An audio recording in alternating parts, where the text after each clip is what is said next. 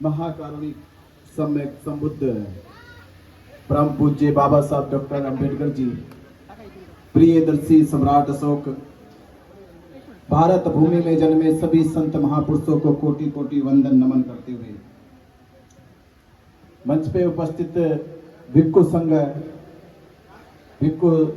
रतन भिक्खु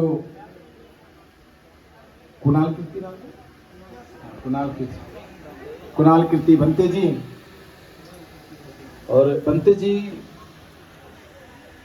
जैसे जैसे मुझे जानकारी भंते जी के बारे में, वो काफी इतिहास की जानकारी रखते हैं और ब्राह्मणों के खिलाफ उन्होंने कसम खाई है भारत से भगाने की, ऐसा मुझे प्रतीत होता है।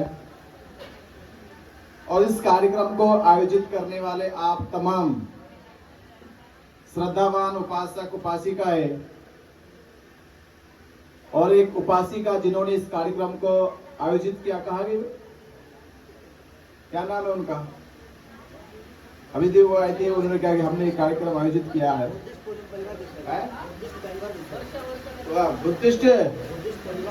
बुद्धिस्ट परिवार देसाई करके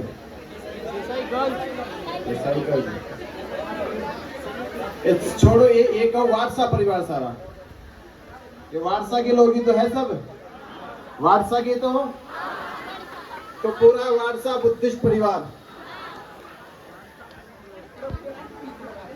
आप लोगों ने महाबोधि महाविहार मुक्ति आंदोलन के जन समर्थन में ये ऐतिहासिक प्रोग्राम करके जनसंवाद इस सभा को आयोजित करके आपने सिद्ध कर दिया कि आप पूरी तरह से मन बना चुके हैं पंडे पुरोहित को महाबोधि महाविहार से निकालने का। ये तो सिद्ध कर दिया कि इतनी तेज धूप में 2 घंटे से इंतजार कर रहे हैं आप, और कोई यहां से गया नहीं। 2 घंटे से इंतजार कर रहे, सुबह घर से निकले होगे, खाना खा के निकले थे, और फिर तो ठीक। वे तो कहते कि बंदे जी तो आज हमें भूखा रख दिया, तो खाना खा के निकले, आराम से बैठे, और इसी प्रतीक्षा में कि क्या संदेश होगा महाबोधि महाविहार मुक्ति का।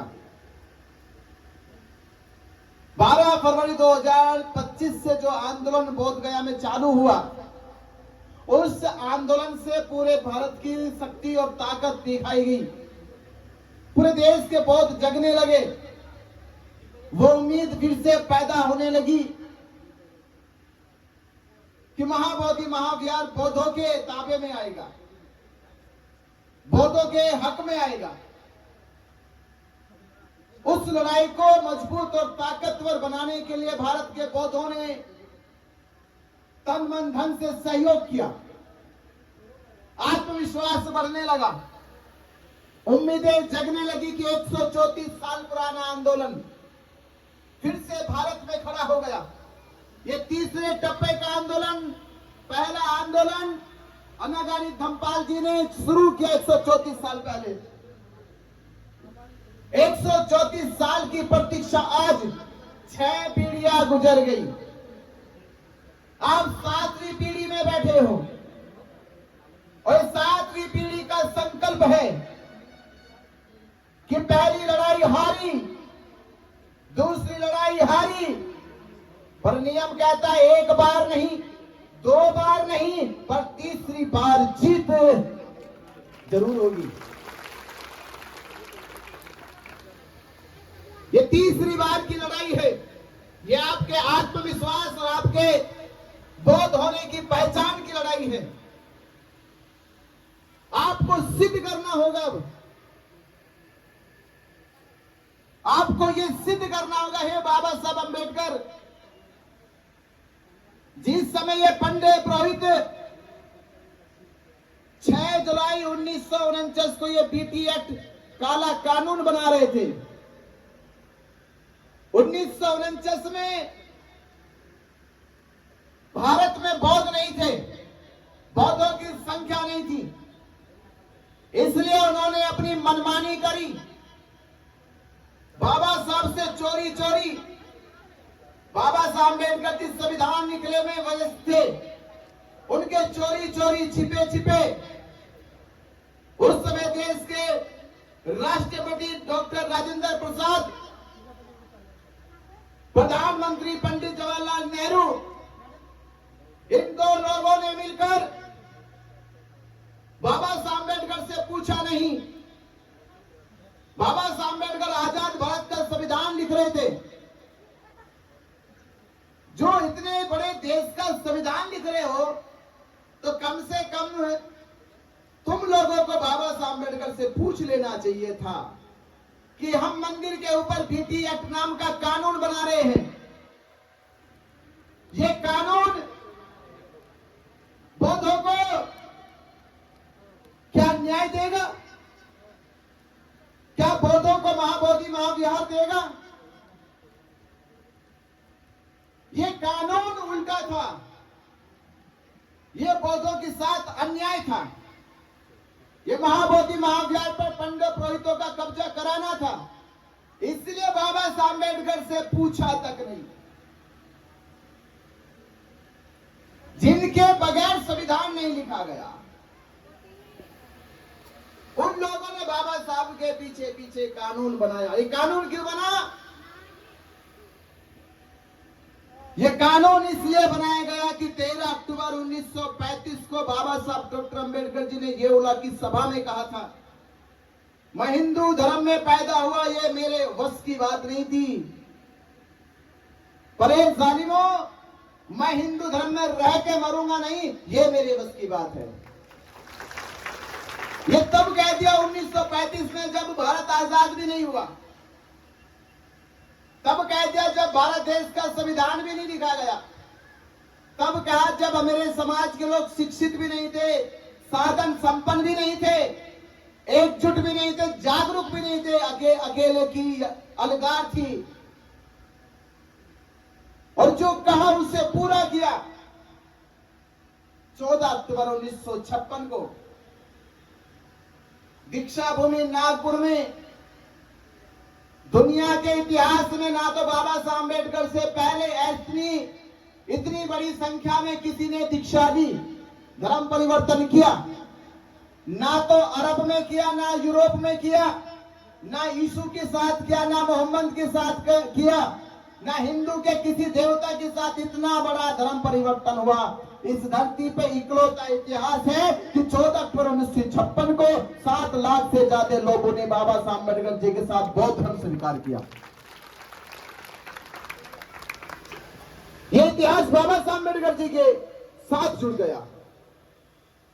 तो 1935 में ही उन पंडित पुरोहितों को यह लगने लगा कि बाबा साहब अम्बेडकर कोई मामूली आदमी नहीं है, ये बहुत ताकतवर है, इनके विचारों में, इनकी शिक्षा में बहुत ताकत है। ये दूसरे बुद्ध का स्वरूप है। भले ही बुद्ध ने तलवार ना उठाई हो, तीर ना चलाया हो राम की तरह, कृष्ण की तरह चक्र ना घुमाया हो, पर पूरी दुनिया को अपने देश नाव पे घुमा दिया था। आज पूरी दुनिया बुद्ध के उपदेशों पे चलती है।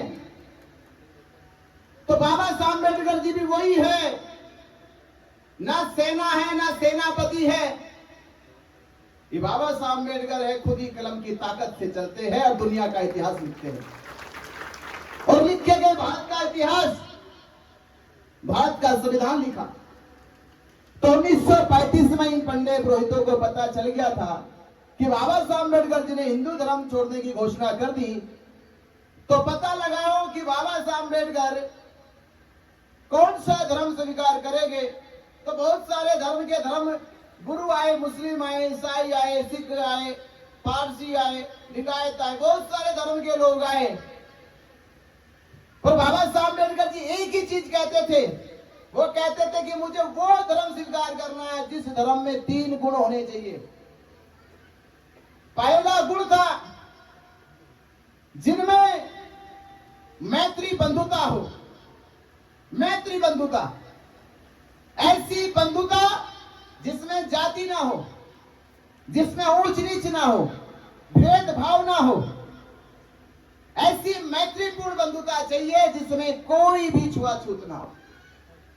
दूसरा वो उस उसमें गुण होना चाहिए। उस धर्म का आधार ज्ञान होना चाहिए, ज्ञान ईश्वर नहीं। यानी वो ज्ञान के बल से चले, विज्ञान के बल से चले, ईश्वर के बल से ना चले। और तीसरा, मुझे वो धर्म स्वीकार करना है जिसमें शील, सदाचार और चरित्र की बात होती हो। तो कई सारे धर्म के लोग तो सुन के ही भाग जाते थे। तो पंडित पुरोहितों को पता चला कि ये गुण तो बौद्ध धर्म में मिलते हैं, तो हो सकता है भविष्य में बाबा साहब अम्बेडकर बौद्ध धर्म स्वीकार करेंगे। तो उन लोगों ने ये षड्यंत्र रचाया कि बाबा साहब अम्बेडकर देश का संविधान लिख रहे, संविधान सभा में पास ना हो जाए, संविधान देश में लागू ना हो जाए, संविधान लागू होने से पहले ही संविधान सभा में संविधान 26 नवंबर 1949 को पेश किया गया, 26 जनवरी 1950 को लागू किया गया। पर उन्होंने संविधान सभा में संविधान पेश होने से 4 महीना 20 दिन पहले 6 जुलाई 1949 को ये काला कानून बनाया।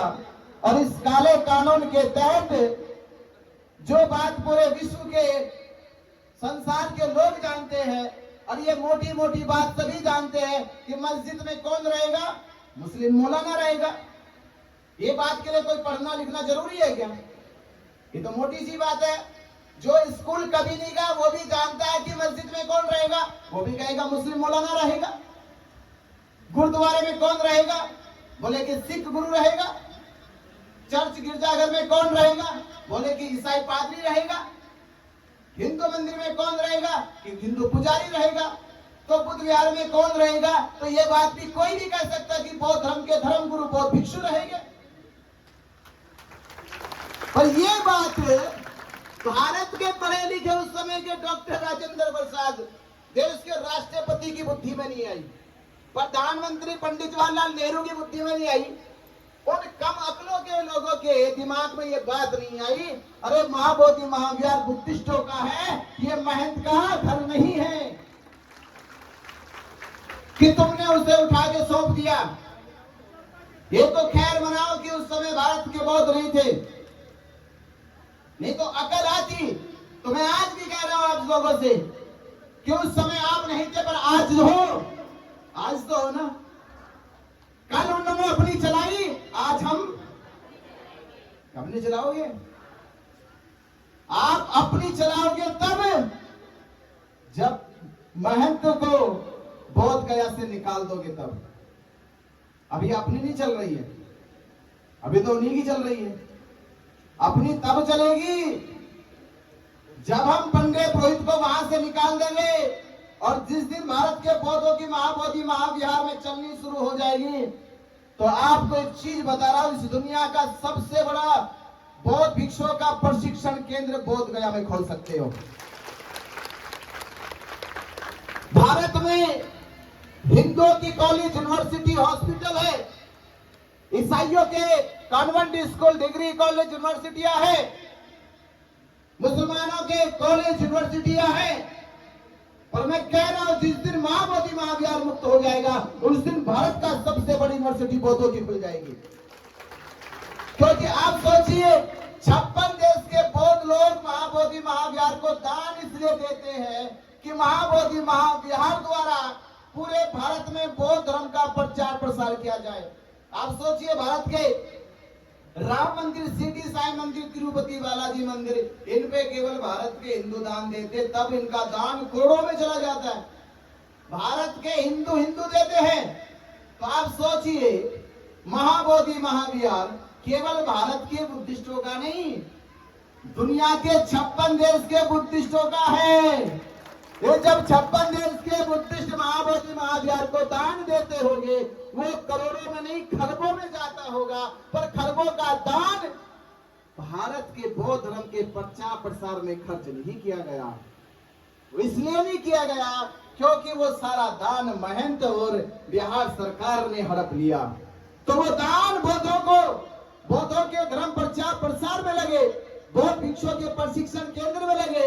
बौद्ध भिक्षुओं के भिक्षु निवास बौद्ध गया में बनाया जाए, बौद्ध भिक्षुओं के लिए चिकित्सा सुविधा की व्यवस्था हो और पूरे बौद्ध समाज के लिए पूरे देश में मेडिकल कॉलेज यूनिवर्सिटियां बनाए जाए, तब जाकर भारत बाबा साहब अम्बेडकर जी के सपनों का भारत होगा।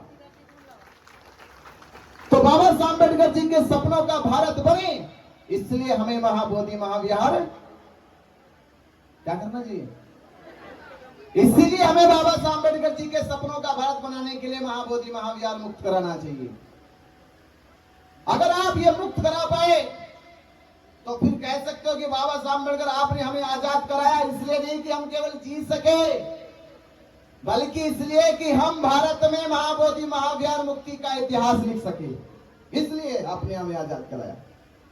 तो वह आजाद कैसे कराया कि लूटी संस्कृति हमारी दासहीन बनाया था, कि लूटी संस्कृति हमारी दासहीन बनाया था, बहू बेटी और बच्चों को घर के बाहर जलाया था, आंखों से टपके आंसू कोई फरियाद सुनना पाया था, होता रहा शोषण हमारा, कोई अल्लाह ईश्वर देवी देवता भगवान ना आया था, और लिया जन्म भीम ने जगत में पढ़ लिख कर अनूठा ज्ञान पाया था, और तोड़ मनवादी जंजीरों को इस देश के शोषित पीड़ित समाज को आजाद कराया था। तो बाबा साहब अम्बेडकर जी ने आजाद इसलिए कराया कि बाबा साहब अम्बेडकर जी के सपनों का भारत का सपना अधूरा है, और इस सपने का जो केंद्र है वो क्या है? वो महाबोधि महाविहार है। तो महाबोधि महाविहार मुक्त कराना चाहते हो? चाहते हो सब? हाथ खड़े करके बताओ जरा। दोस्तों, इस वीडियो को जितना हो सके उतना शेयर कीजिए। आप देख सकते हो कि धूप में सभा चल रही है, तो हम आपसे बस इतना ही दरखास्त करेंगे, इस QR कोड को स्कैन करके जितना हो सके उतना धम्मदान जरूर कीजिए, ताकि ये धम्मध्वज यात्रा हम संपूर्ण महाराष्ट्र पर कवर कर सके और बुद्ध धर्म का आसार प्रसार कर सके और महाबोधि महाविहार बुद्ध गया आंदोलन को मजबूती प्रदान कर सके। तो इस वीडियो को जितना हो सके उतना शेयर जरूर कीजिए और QR कोड को स्कैन जरूर कीजिए। नमो बुद्धाय, क्रांतिकारी, जय भीम। महाबोधि महाविहार